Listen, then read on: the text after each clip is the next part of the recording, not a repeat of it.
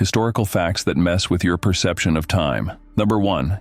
Did you know Pablo Picasso was around for the first human moon landing?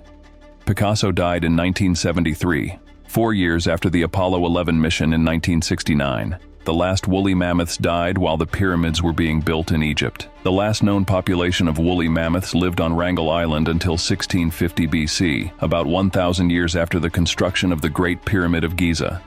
The first fax machine was invented the same year the first wagon crossed the Oregon Trail.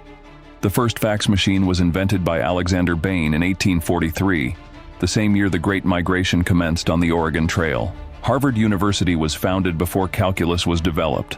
Harvard was established in 1636, while calculus was developed later in the 17th century by Isaac Newton and Gottfried Wilhelm Leibniz. Did you know Cleopatra lived closer in time to the moon landing than to the construction of the Great Pyramid of Giza? Cleopatra lived around 30 BC, nearly 2,500 years after the Great Pyramid of Giza was completed, around 2560 BC, and just over 2,000 years before the first moon landing in 1969.